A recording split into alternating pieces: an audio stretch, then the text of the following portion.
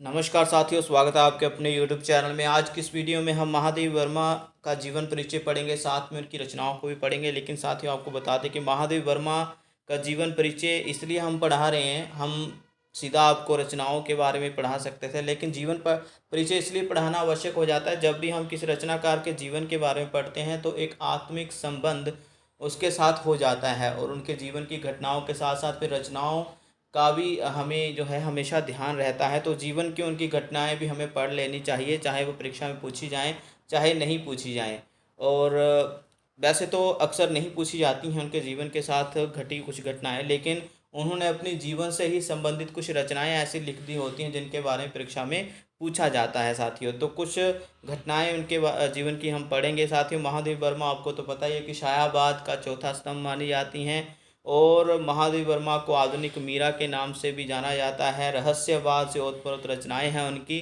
और साथ ही आपको बताइए है कि हिंदी साहित्य में ज़्यादातर कवित्रियां ऐसी हुई नहीं है जो बहुत नाम कमा पाई हों, लेकिन महादेव वर्मा एक ऐसा नाम है जो 100 महान कवियों के बराबर खड़ी हो जाती हैं। क्योंकि भारतीय ज्ञानपीठ पुरस्कार हो, साहित्य अकादमी पुरस्कार हो, न जाने कैसे कैसे पुरस्कारों से उनको नवाजा गया है। मतलब कैसे कैसे का मतलब यह है कि बहुत बड़े बड़े पुरस्कारों से उनको नवाजा जा चुका है साथियों। इसके अतिरिक्त यह भी बता देते हैं कि चारे रामचंद्र शुक्ल ने अगर शायाबाद की सबसे अधिक रहस्यवादी कवित्री किसी को माना है या कवि किसी को माना है तो वो महादेव वर्मा को माना है। जयशंकर प्रसाद में भी रहस्यवाद के जो गुण थे वो परिलक्षित होते हैं उनके काव्य में। लेकिन साथ ही महादेव वर्मा के बारे में रामचंद्र शुक्ल कहते हैं कि उनमें इस कवित्री में सबसे अधिक शायाबाद में अगर कोई कवि या कवित्री हुई है तो इसमें सबसे अधिक इनके काव्य में सबसे अधिक रहस्यवाद देखने को मिलता है। तो ये तो हो गई आम बातें। अभी हम जीवन परिचय के बारे में पढ़ना शुरू कर देते हैं साथियों। तो जी हाँ साथियों, अभी मैं पढ़ना शुरू कर रहा हूँ। आप अगर इनके बारे में पहली बार पढ़ रहे हैं तो कॉपी पेन लेकर बैठ जाइए। जो बातें मैं टिक लगाऊंगा जो इम्पोर्टेंट होंगी वो आप लिख लीजिएगा। तो हिंदी साहित्य इतिहास में महादेव वर्मा आधुनिक मीरा के रूप में विश्वविख्यात हैं। आपको तो जो पता ही होगा, उनका जन्म उत्तर प्रदेश के फर्रुखाबाद ज़िले में 26 मार्च 1907 ईस्वी में हुआ। शाहाबाद की कोकिला महादेव वर्मा को लोग प्रमुखता रहस्यवादी कवित्री भी मानते हैं। सबसे अधिक कौन मानता है रहस्यवादी उनको? आचार्य रामचंद्र शुक्ल जी। साथ ही जो परीक्षा में प्रश्न पूछा भी गया है। कब पूछा गया? जे जून 2019 में जब यूजी नेट की परीक्षा हुई उसमें जो पूछा गया था। जो यदि आप मास्टर कैडर की यूजी नेट की तैयारी कर रहे हैं या अन्य साहित्यिक हिंदी प्रतियोगिताओं की तैयारी भी कर रहे हैं तो ये वीडियो आपके लिए बहुत लाभदायक सिद्ध होने वाला है साथियों। हिंदी कविता के शायाबादी युग के 4 प्रमुख स्तंभों में एक मानी जाती हैं। ये कोई बड़ी बात नहीं है, मतलब बड़ी बात है लेकिन आपको मैं कोई बड़ी बात नहीं बता रहा हूँ, हो सकता है आपने ये पहले ही पढ़ा हो। उन पर धर्मपरायणा माता तथा दार्शनिक पिता का प्रभाव पड़ा। मतलब उनके पिता एक प्रकार के फिलोसफर, माता धार्मिक सद्भाव की थी। उन्होंने स्वयं कहा, माँ से पूजा आरती के समय सुने हुए मीरा तुलसी के संगीतों पर मुग्ध होकर मैंने ब्रज भाषा में कविता लिखना आरंभ की। साथ ही जैसे कि आपको पता है कि जयशंकर प्रसाद ने सबसे पहले ब्रज भाषा में ही कविताओं को रचा था। यदि आप उनकी झरना काव्य कृति पढ़ेंगे तो उन्होंने सबसे पहले उसको ब्रज भाषा में ही लिखा था। ठीक है साथियों, बाद में उन्होंने खड़ी बोली में उसको रूपांतरित किया। तो आगे क्या लिख रहे हैं कि इस प्रकार बचपन से ही संगीत और काव्य अनुभूति में कवित्री प्रभावित हुई। अतः आगे क्या लिख रहे हैं कि अतः मीरा के प्रेम की तीव्रता और स्वाभाविकता उसी मात्रा में आप भले न कर पाई, किंतु अपनी दार्शनिकता में आपका व्यक्तित्व इतना ऊंचा है कि वैदिक काल के उपरांत वैसे बौद्धिक व्यक्तित्व का दूसरा नारी रत्न नहीं पैदा हुआ। इसलिए मैं कह रहा हूँ कि इनके लेवल की कोई भी कवित्री, इनके स्तर की कोई भी कवित्री आज तक जन्म नहीं ले पाई है जितना जे लिख गई हैं रहस्यवाद के बारे में। ठीक है, कविताओं में वो कोई और नहीं लिख पाया है। तो चाहे कोई भी विषय हो, धर्म का विषय हो चाहे समाज का विषय हो, हर विषय पर इन्होंने लिखा है साथियों। अभी जीवन और प्रवेश के बारे में जान लेते हैं कि क्या क्या जाना जाता है इनके बारे में। तो ये भी पढ़ना आवश्यक है कि 1907 ईस्वी में उत्तर प्रदेश के फर्रुखाबाद ज़िले में होली के दिन महादेव वर्मा का जन्म हुआ। महादेव वर्मा की माँ का नाम हेमरानी देवी और पिता का नाम गोविंद प्रसाद वर्मा था। महादेवी जी माँ बाप की पहली संतान थी। ठीक है साथियों, ये कोट कर लीजिएगा। सौभाग्य से उनका जन्म बड़ी प्रतीक्षा और मनौती के पश्चात हुआ। पिताजी ने महादेवी को अपने कुल देवी दुर्गा का विशेष वरदान समझा और आदर प्रदर्शित करने के लिए नाम रखा महादेवी। ठीक है, ये प्रश्न पूछा जा सकता है। महादेवी वर्मा अपने परिवार में कई पीढ़ियों के बाद उत्पन्न हुई। साथियों, अभी उनके बारे में और विस्तार पूर्वक जान लेते हैं, क्या बोला जा रहा है उनके बारे में। तो ये जानकारी जो है इम्पोर्टेंट मैं आपको दे रहा हूँ।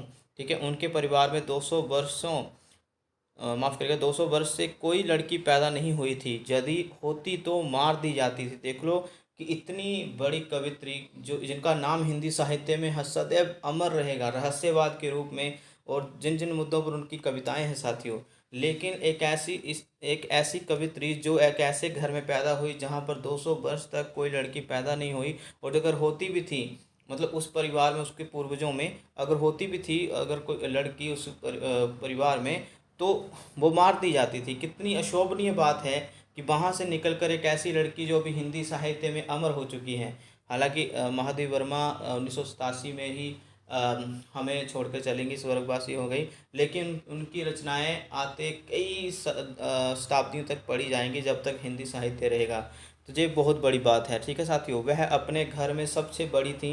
उनके 2 भाई और एक बहन थी। महादेवी वर्मा कवित्री और चित्रकार हैं, संगीतज्ञा भी हैं। साथियों, ये प्रश्न बन सकता है, महादेवी वर्मा जी कवित्री के साथ साथ और क्या हैं जिनकी वजह से उनको जाना जाता है? तो एक चित्रकार और एक म्यूजिशियन भी कह सकते हैं, संगीतज्ञा भी हैं। उनका समग्र जीवन एक कलाकार का व्यक्तित्व है। कलाकार के संस्कार उनके समग्र जीवन के विकास के साथ उभरते और पुष्ट होते रहे हैं साथियों। ठीक है, अभी उनके शिक्षा जीवन के बारे में हम पढ़ेंगे। साथियों, उनके शिक्षा के बारे में भी पढ़ना बहुत ज़रूरी है, क्योंकि ऐसे हालातों में वह पढ़ी, ऐसे हालातों में उन्होंने बीए एमए किया, जो जो एक स्त्रियों के लिए कर पाना बहुत असंभव सा ही मैं कहूँगा कि बात होती है। ठीक है साथियों, महादेवी वर्मा के शिक्षा जीवन में क्रमबद्धता, मतलब हम कह सकते हैं कि निरंतरता, ठीक है, एक कंस्टेंटली कह सकते हैं, कंटिन्यूसली कह सकते हैं, लगातार जो एक क्रमबद्धता वाला सिलसिला होता है वो नहीं रहा। बीच में उनकी शिक्षा जो थी रुकती रही। बचपन में ही शादी होने के कारण पढ़ाई का क्रम टूट गया, क्योंकि महादेवी जी के ससुर मतलब ससुर लड़कियों की स्कूली पढ़ाई के नितांत विरोधी थे। उनके बचपन में ही शादी हो गई थी, तो उनके जो ससुर थे वो नहीं चाहते थे कि लड़कियों को शिक्षा मिलनी चाहिए। उनका मानना था कि लड़कियां हमेशा ही चूल्हा चौका जो है संभालने के लायक होनी चाहिए। परंतु ससुर मतलब उनके ससुर के देहांत के बाद महादेवी वर्मा की पढ़ाई का काम पुनः आरंभ हुआ। ठीक है, 14 वर्ष की उम्र में सन 1921 में उन्होंने मिडिल की परीक्षा प्रथम श्रेणी में हासिल की, और प्रांत भर में प्रथम स्थान पाने के कारण वे राजकीय छात्रवृत्ति की अधिकारिणी भी बनी। छात्रवृत्ति मतलब स्कॉलरशिप भी उनको मिली। पूरे पूरे पूरे राज्य में वो पहले स्थान पर भी रही। देख लो साथियों कि जब किसी लड़की को ऐसी आज़ादी दी जाती है पढ़ने की, है ना, पढ़ने लिखने की, तो अपना वो बेस्ट देती है। यही कारण हुआ कि कोई लड़का प्रथम श्रेणी मतलब प्रथम स्थान नहीं पा सका उस वर्ष 1921 में। किसने प्रथम स्थान लिया? महादेवी वर्मा जी ने। जो बहुत बड़ी बात होती है, इसलिए मैं कहता हूँ लड़कियों को अधिक से अधिक पढ़ना चाहिए। ठीक है जी, अगर उनको कोई मौका दिया जाए तो वो ज़िंदगी में बहुत कुछ हासिल कर सकती हैं। हमें कई ग्रंथों में यह सूचना मिलती है कि इसी समय महादेवी ने 100 छंदों का एक खंड काव्य भी लिखा। किस समय? 1921 में, जब वो प्रथम श्रेणी में पूरे राज्य भर में प्रथम स्थान लेकर वो छात्रवृत्ति की अधिकारिणी बनी। छात्रवृत्ति उन्होंने जीती, स्कॉलरशिप जीती। तो उसी वर्ष माना जाता है कि उन्होंने एक 100 छंदों से एक खंड काव्य भी लिखा था, लेकिन आज तक वो मिल नहीं पाया है। ठीक है, किंतु उस ग्रंथ का नाम, विषय इत्यादि का कोई विवरण प्राप्त नहीं होता है। ठीक है साथियों, तो ये कुछ जानकारी मैं अभी आपको दे रहा। साथियों, ये पढ़ना इसलिए आवश्यक हो जाता है क्योंकि भारतीय ज्ञानपीठ पुरस्कार से निवाजा गया है इनको। ये कोई ऐसी वैसी हस्ती नहीं है। आगे क्या लिखा जा रहा है, किंतु उस ग्रंथ के बारे में कोई जानकारी नहीं मिली है। तो साथियों आगे पढ़ते हैं क्या लिखा जा रहा है इनके बारे में, कि उस समय नारी शिक्षा के प्रति समाज जागरूक नहीं था। नारी शिक्षा में अवदमित अवहेलित हीनता के रूप में देखा गया था। नारी शिक्षा को ऐसे देखा जाता था कि ये कुछ नहीं कर पाएंगी लाइफ में। तो आगे शिक्षा प्राप्ति पर पुरुषों का ही एकाधिकार था, नारी चाहकर भी शिक्षा ग्रहण नहीं कर सकती थी। आगे क्या लिखा जा रहा है कि शैक्षणिक क्षेत्र में प्रवेश करने के लिए उसके समक्ष सामाजिक रूढ़ियों एवं परंपराओं का बंधन था। ठीक है साथियों, ये बोला गया है आगे। उसे तो बस सयानी होते ही अनजाने परिवार में अनजाने लोगों के बीच बुलाती धकेल दिया जाता था, मतलब शादी कर दी जाती थी जैसे ही उसकी उम्र 13, 14, 15 साल की होती। समाज की इस रूढ़िवादी एवं परंपरावादी मान्यताओं ने कवित्री के जीवन पर भी निर्मम प्रहार किए, परंतु इससे कवित्री प्रभावित नहीं हुई। साथियों, ये सारी घटनाएं जो हैं, जो मैं अभी बोल रहा हूँ, आपने सीबीएसई बोर्ड का नाम सुना ही होगा, सीबीएसई। ठीक है, सीबीएसई ठीक है ऐसे। तो साथियों, सीबीएसई में क्या है कि एक 9वीं कक्षा, अगर मैं 9th क्लास की बात करूं, ठीक है, 9th क्लास में दो किताबें चलती हैं, जिसमें कोर्स ए चलता है, कोर्स बी, हिंदी की बात कर रहा हूँ। सीबीएसई 9वीं कक्षा और कोर्स ए, ठीक है। तो कोर्स ए की मैं बात कर रहा हूँ साथियों। उसमें क्या है, कोर्स ए में जो पहली बुक है क्षितिज, उसको क्षितिज बोला जाता है। उसमें एक चैप्टर है मेरे बचपन के दिन। क्या है चैप्टर का नाम? मेरे बचपन के दिन। ठीक है, इसको आप पढ़ेंगे तो आप जो अभी मैं पढ़ा रहा हूँ ना, बस इसके बारे में ही पढ़ेंगे। मेरे बचपन के दिन में महादेव वर्मा जी ने अपने जीवन की कुछ घटनाओं का वर्णन किया है। वो चैप्टर जो है वो 9वीं कक्षा में लगा हुआ है, ठीक है, सीबीएसई के कोर्स ए में, क्षितिज पुस्तक में। तो वो आप पढ़ सकते हैं, उसमें बहुत उन्होंने डिटेल से समझाया है। ये एक प्रकार का साथियों संस्मरण है, ठीक है, संस्मरण है। इसको भी आप पढ़िए, आप बहुत अच्छी तरह से महादेव वर्मा जी के जीवन के बारे में, उनके बचपन के बारे में पढ़ेंगे। और जो बचपन के दिन उन्होंने बताए हैं कि किस प्रकार हॉस्टल में रहा करती थी एक अनजान माहौल में, तो उस वक्त की स्थिति जो है 1917 की बताई जाती है। ठीक है साथियों, तो ये सब जो है उसमें आपको देखने को मिल जाएगा। आगे साथियों पढ़ते हैं कि महादेवी की शिक्षा जीवन एक प्रकार का कहा जाए तो उस समय की सामाजिक स्थिति की तुलना में अच्छा ही रहा। ठीक है, महादेवी इलाहाबाद के कॉस्टर्ड कॉलेज से शिक्षा का आरंभ करते हुए बीए जबलपुर से किया। 1932 में इलाहाबाद विश्वविद्यालय से संस्कृत में एमए की।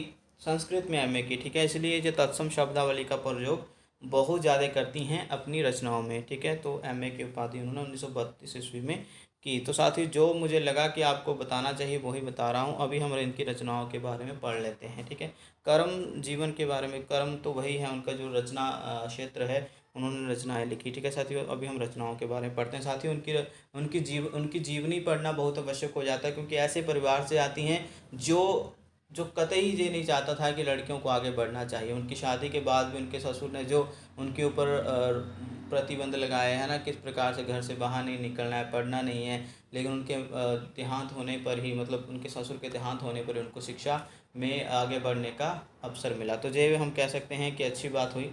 ठीक है, तो कुछ मर्द होते हैं, कुछ पुरुष होते हैं जो स्त्रियों की आज़ादी को सहन नहीं कर पाते हैं। ऐसे कंजर्वेटिव, ऐसे रूढ़िवादी सोच रखने वालों से दूर रहना चाहिए। हो सके तो उनको खरी खोटी भी सुना देनी चाहिए, जो ऐसे लड़कियों को आगे बढ़ने से रोकते हैं। साथियों, आगे रचनाओं के बारे में पढ़ते हैं।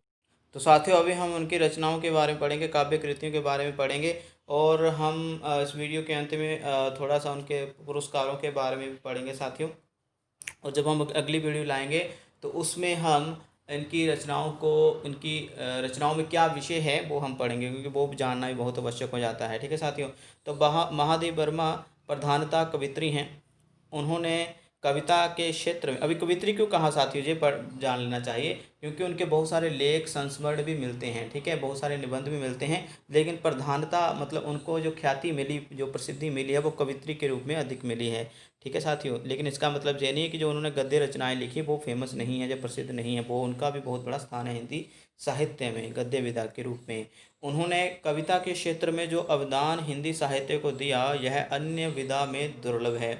ठीक है, वे कविता और गीतों का अंत संबंध स्थापन कर हिंदी साहित्य में एक नया मोड़ देने के लिए समर्थ हुई।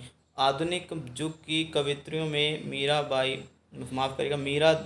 माफ़ करिएगा, महादेव वर्मा का सर्व प्रमुख स्थान है। ठीक है, उनकी काव्य साधना आधुनिक हिंदी कविता की छायावादी धारा का एक मूल्यवान अंग बनी रही। महादेवी वर्मा का प्राप्त काव्य संग्रहों का उल्लेख निम्नोक्त है। ठीक है, तो नीचे दिया गया है निहार। निहार साथियों जो उनकी का पहली काव्य ग्रंथ में मानूंगा, उनका काव्य संग्रह है 1930 में। ठीक है, जय याद कर लीजिए आप, इनका प्रकाशन वर्ष भी याद कर लीजिए। ठीक है, निहार 1930, रशिम 1932, नीरजा 1934, सांध्य गीत 1936, दीप शिखा मोस्ट इम्पोर्टेंट जे दीप शिखा 1942 में आई। बंग दर्शन संपादन किया इन्होंने, बंग दर्शन कोई अलग से काव्य संग्रह होगा उसका संपादन किया 1944। हिमालय जब भी किसी और की होगी तो इन्होंने इसका संपादन किया 1963 में। सप्तपर्णा जो एक अनुदित काव्य है, मतलब अनुदित किसी और का अनुवाद किया है, किसी और काव्य संग्रह का, किसी अन्य का होगा, किसी अन्य रचनाकार का, जो 1966। ठीक है साथियों, जो इम्पोर्टेंट है वो मैं बता देता हूँ। निहार 1930, रशिम 1932, नीरजा 1934, सांध्य गीत 1936। ये क्रम आप याद कर लीजिए। दीप शिखा 1942। ठीक है साथियों, हालांकि बंग दर्शन, हिमालय, सप्तपर्णा के बारे में पूछा जा चुका है, बंग दर्शन और हिमालय के बारे में नहीं पूछा गया है, तो इसको भी आप याद कर लीजिए, सभी इम्पोर्टेंट है। प्रथम आयाम 1982। ठीक है, आगे अग्नि रेखा जो मृत्यु के बाद उनकी प्रकाशित हुई 1990। तो साथियों ये रही उनकी कुछ काव्य ग्रंथ कह लें, काव्य प्रकाशन कह लें, काव्य संग्रह कह लें। तो आगे इनमें से 4 काव्य संग्रह एक साथ जामा में और 2 काव्य संग्रह गीति काव्य के रूप में मिलते हैं। इनमें से 4 काव्य संग्रह एक साथ जामा। साथियों जामा एक उनका हम कह सकते हैं कि बड़ा काव्य ग्रंथ है। इसमें 4 रचनाएँ, जो अभी 4 रचनाएँ कौन सी वो मैं बात बताता हूँ। तो उसमें 4 रचनाओं का एक काव्य संग्रह है, उसको जामा बताया गया है। ठीक है, और इसी को हम कह सकते हैं कि ज्ञानपीठ पुरस्कार भी उनको मिला था 1982 में। ठीक है, 1.5 लाख की राशि भी मेरे ख्याल से मिली थी। तो आगे क्या लिख रही हैं कि दूसरी ओर प्रभा नामक एक संग्रहों का उल्लेख भी मिलता है, परंतु उक्त काव्य अप्रकाशित ही रह गए। ठीक है, तो एक प्रभा नाम का एक अलग से काव्य संग्रह उनका मिलता है, लेकिन वो ज़्यादा मिला नहीं है, अभी तक अप्राप्य ही है। ठीक है साथियों, तो साथियों आगे पढ़ते हैं। काव्य संकलन 8 सफल काव्य संकलन हैं उनके। तो जामा में जो 4 काव्य संग्रह हैं उनके साथियों संग्रहित हैं, संकलित हैं, तो वो आप देख लीजिए। जामा जिसके लिए उनको भारतीय ज्ञानपीठ पुरस्कार मिला। ठीक है साथियों, तो 1936 में 4 काव्य संग्रहों को मिलाकर जामा लिखा गया। जब कह सकते हैं कि पहले ही ये काव्य संग्रह लिखे थे, निहार, रशिम, नीरजा और सांध्य गीत, लेकिन इनको एक ही पुस्तक में इकट्ठा किया, उस पुस्तक का नाम लिखा, उस पुस्तक का नाम रखा गया जामा। 1936 में संकलन किया गया। उसके आगे कविता संग्रह एक और मिलता है, संधनी 1964 में आया, गीत पर्व 1970 में आया, परिक्रमा कविता संग्रह 1974 में, आत्मिका कविता संग्रह 1983, नीलाम्बरा बहुत इंपॉर्टेंट साथ ही पूछा गया है काफ़ी बार परीक्षा में 1983 में, और दीप गीत 1983 में जो भी कविता संग्रह है। ठीक है साथियों, तो जो एक प्रकार के हम कह सकते हैं कि इम्पोर्टेंट जानकारी हमने आपको दी। अभी हम इनके पुरस्कारों के बारे में पढ़ लेते हैं, जो जो पुरस्कार इनको मिले हैं। साथियों इनकी इतनी जानकारी बहुत है। गद्य विधाओं के बारे में हम अगली वीडियो में लेकर आएंगे, बहुत सारे प्रश्न भी इनके ऊपर बनाएंगे साथियों। तो साथियों तब तक आपको प्रतीक्षा करनी पड़ेगी, लेकिन काव्य संग्रह के बारे में बताना बहुत आवश्यक, क्योंकि ख्याति इनको जो हम कह सकते हैं प्रसिद्धि ही इसके कारण मिली है। ठीक है साथियों, तो साथियों अभी हम पढ़ेंगे इनको मिले कुछ पुरस्कारों के बारे में। वैसे तो साथियों बहुत बड़े बड़े पुरस्कारों से इनको नवाजा जा चुका है, लेकिन मैं फेमस पुरस्कार ही आपको बताने वाला हूं जो आपको याद कर लेने चाहिए। 1976 में 1976 में उत्तर प्रदेश गवर्नमेंट ने क्या किया, 15,000 रुपये का विशिष्ट साहित्य पुरस्कार प्राप्त करवाया इन्हें, मतलब इनको दिया। इनकी बहुत अच्छी अच्छी रचनाएं आ चुकी थी तभी। 1980 में कवित्री को बिहार सरकार द्वारा विशेष रूप से सम्मानित किया गया। हालांकि किस पुरस्कार के द्वारा सम्मानित किया गया ये नहीं पता, लेकिन 1980 में, ज़्यादा इंपॉर्टेंट नहीं है लेकिन फिर भी आप पढ़ लीजिए। 1982 में उत्तर प्रदेश हिंदी संस्थान लखनऊ द्वारा संचालित भारत भारती पुरस्कार इनको दिया गया। साथ ही हिंदी साहित्य में कुछ पुरस्कार का नाम मैं बता देता हूँ, जैसे कि भारतीय ज्ञानपीठ। हालांकि भारतीय ज्ञानपीठ पुरस्कार जो वो है हिंदी साहित्य के नहीं बल्कि भारतीय साहित्य, मतलब किसी भी भाषा के साहित्य के लिए दिया जाता है, लेकिन इनको वो भी मिला है। लेकिन आपको बता दूं, भारत भारती पुरस्कार हो, व्यास पुरस्कार हो, ठीक है, इन व्यास पुरस्कार जिस हिंदी साहित्य को मिलने वाले पुरस्कार हैं, व्यास पुरस्कार, भारत भारती, मंगला पारितोषिक पुरस्कार, ठीक है। तो साथियों, जे आपको बता दूं, इनमें से भारत भारती तो इनको मिला है, व्यास का पता नहीं मुझे, लेकिन भारत भारती मिला है। कौन देता है? जो उत्तर प्रदेश हिंदी संस्थान लखनऊ द्वारा संचालित ये पुरस्कार है, ठीक है। इसमें 1 लाख रुपए की राशि दी जाती थी तब, अभी तो शायद ज़्यादा दी जाती होगी। तो ये पुरस्कार हिंदी साहित्य के लिए दिया जाता है, ठीक है। ज़्यादातर हिंदी उत्तर प्रदेश भाषा जो है वहाँ पर है, तो माफ़ करेगा, उत्तर प्रदेश में हिंदी भाषी लोग रहते हैं, और वहाँ की स्टेट लैंग्वेज भी है, और उनका अपना एक पुरस्कार है जो भारत भारती, ठीक है, जो दिया जाता है हिंदी साहित्य से जुड़े हुए लोगों को, ठीक है साथियों। जो लिख लीजिएगा, 1982 में मिला था, और इसी वर्ष, माफ़ करेगा, 1983 में इनको, मैं गलत हूँगा शायद, 1983 में इनको ये पुरस्कार भी मिला, ठीक है। तो ये वाला लिख लीजिए, 1983 में दीप जामा और दीप शिखा के लिए 1.5 लाख रुपए की राशि के लिए ज्ञान पुरस्कार से सम्मानित भी इनको किया गया। साथियों, आपको बता देता हूँ, दीप शिखा तो ऐसे बीच में जोड़ दिया आपको, 4 काव्य संग्रह जो थे इसमें संकलित थे, ठीक है। तो जामा याद रखिएगा नाम, उसमें से जो नाम अभी मैंने पीछे बताए वो आप याद कर लीजिएगा। तो आगे तो इनकी मृत्यु के बारे में बताया गया है, किस प्रकार से स्वर्गवासी हुई, ठीक है साथियों। तो और भी पुरस्कार जो हैं इनके बताए गए हैं, तो वो भी देख लीजिए तनिक। 1934 ईस्वी में सर्वप्रथम नीरजा काव्य संग्रह पर, साथियों ये सबसे पहला पुरस्कार था जो इनको दिया गया था, ये आप लिख लीजिए। 1934 ईस्वी में सर्वप्रथम नीरजा काव्य संग्रह पर, नीरजा काव्य संग्रह, ठीक है, इसके ऊपर इनको शेक्सपियर पुरस्कार प्राप्त हुआ। साथियों ये एक मैं वीडियो भी पहले बना चुका हूँ, जिसमें ये कहा गया है, एक पूछा भी गया था प्रश्न आपको, ठीक है। 1956 में भारत सरकार ने कवित्री को पद्म भूषण से भी सम्मानित किया, लिख लीजिए साथियों, बहुत इंपॉर्टेंट है। आगे साथियों, 1979 ईस्वी में कवित्री को साहित्य अकादमी पुरस्कार से सम्मानित किया गया। तो साथियों, साहित्य अकादमी पुरस्कार इनको इनकी किस रचना पर मिला, ये आपको होमवर्क में दे रहा हूँ, आप भी अपनी ओर से कोशिश करिए। साहित्य अकादमी पुरस्कार इनको इनकी किस रचना पर मिला, ठीक है साथियों। तो बाकी तो अब मैं पहले ही बता चुका हूँ, ये वाले पुरस्कारों से इनको नवाजा जा चुका है, ठीक है साथियों।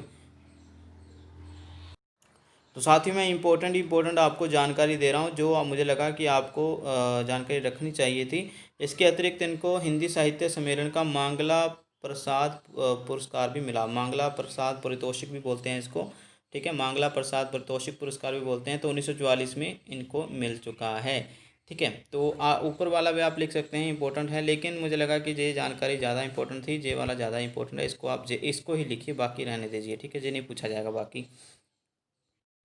तो साथियों, आज की इस वीडियो में इतना है, बहुत अत्यंत उपयोगी जानकारी हमने आपको उपलब्ध करवाई है, और अक्सर ऐसी जानकारियां जो है बच्चे लेना भूल जाते हैं, क्योंकि उनके जीवन से संबंधित कुछ घटनाएं, जैसे कि मैंने बोला कि मेरे बचपन के दिन में उन्होंने अपनी जीवन की कुछ घटनाओं का जिक्र किया है, लेकिन इसके अतिरिक्त भी उनकी रचनाओं को पढ़ना, उनके पुरस्कार जो मिले उनको पढ़ना, ठीक है, ये भी अनिवार्य हो जाता है। यदि महादेव वर्मा जैसी महान कवित्री के बारे में यदि प्रश्न आपको पूछा जाए और आप वहाँ पर टिक ना लगा पाए सही उत्तर पर, तो ये बहुत ही मैं कहूँगा कि ख़राब बात हो जाती है, क्योंकि आपका सिलेक्शन रुक सकता है, और सिलेक्शन रुक गया तो फिर लाइफ में फिर पछतावे के और कुछ नहीं रहेगा। तो आपका सिलेक्शन ही हमारी प्राथमिकता है, मिलजुल कर कामयाब होने की और हम कदम बढ़ा रहे हैं। तो साथियों, मिलते हैं अगली वीडियो में, हम अगली वीडियो में और भी बहुत कुछ लाएंगे महादेव वर्मा के बारे में।